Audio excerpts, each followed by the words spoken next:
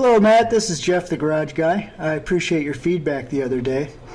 I took a look at the plan and the issues that you had with it and realized that my whole premise on the whole design was clearly way off. I thought that was a neat idea to hide this back room, and it really didn't suit your needs, and I guess I had a little trouble seeing past that at first. Also, I kind of saw the toys here, and in my mind this was the toy area. Well, I've reversed my thinking completely, and I think I've come up with a really good plan for your garage here.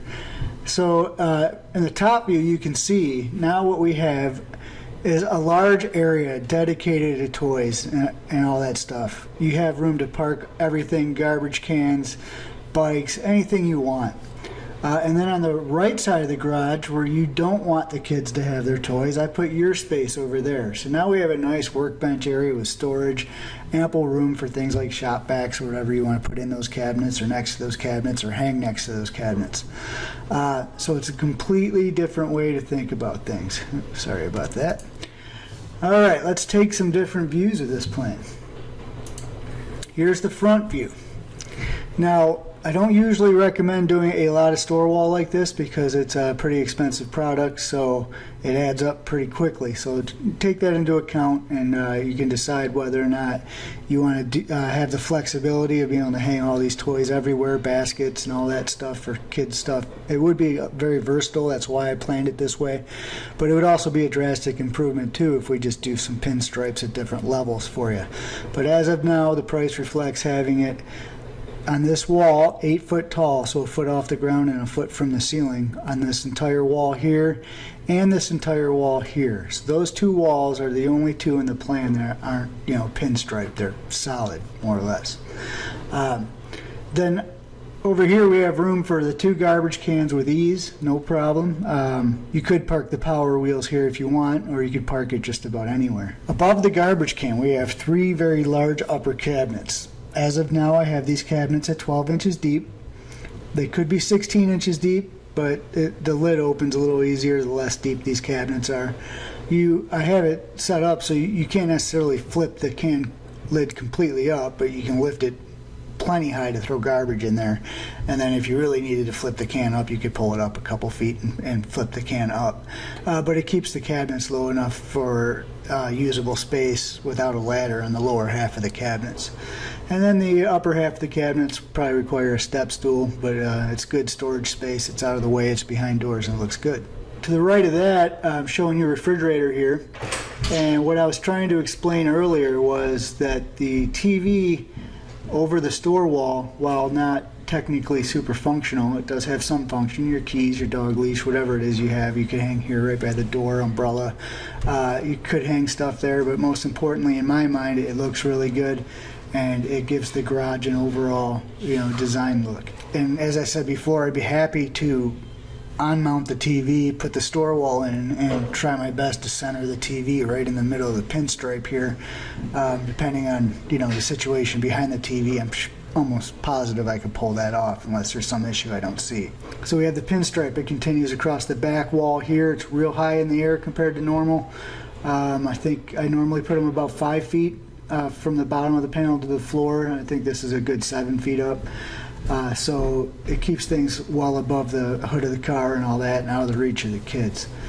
And then to the right wall, you can kind of see a little bit of a workbench plan here.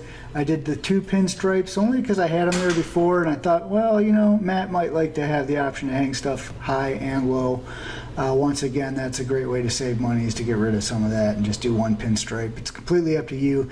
The thing about this store wall is the more you have, the more you use it. It definitely is a very functional product, and I don't think I've ever met anybody with regrets about getting too much, but it strictly has to do with budget, and whether or not you get 2 pinstripes or 1 pinstripe, it's going to be a huge improvement, and you're going to find great ways to use it. All right, let's take a better view of the workbench area. All right, now you can see here that we have the 2 pinstripes here. I also carried the 2 pinstripes on the right wall here. This is for you and your wife if she goes over here and works with this stuff. Not for the kids any longer. No kids on the right side of your Jeep. What we have here is a 36-inch wide cabinet by 90 inches tall off the ground. There's no reason for a base anymore. I'm not trying to do a wall here, and that was why I went with a base system, which is it's a nice upgrade. It increases the load capacity of the bottom shelf, but it's not really necessary or worth the money in my opinion, so I skipped it now. So we have a 36-inch wide cabinet, a 24-inch base, a 24-inch drawer base, a 24-inch base, and another 36-inch wide cabinet. All of these cabinets are 24 inches deep. The upper cabinets, we got 3 of them. They're 12 inches deep, they're 30 inches tall, and they're 24 inches wide, leaving you a 6-foot workbench. A little smaller than the one in the last plan, but probably more than enough for what you need. And then what I did alternatively, on this wall, if it were my garage, I'd want more cabinets. So I came up with a kind of a plan 3. It's a larger cabinet system. It has 2 of the 36-inch wide cabinets. So this is going to swallow up, all kinds of stuff. You'll be able to store everything you probably own tool-wise and home storage-wise with no problem. Swallow up shop vacs anywhere in any 4 of these cabinets here. So you just add this number here. What it did was it deducted a little bit off the store wall cost because we had less, and then I added in the cost of the cabinets and the extruded handles. So it takes everything into account. So if you didn't get extruded handles, I'd have to make an adjustment to that number. And if you change the store wall, I'd have to make an adjustment to that number.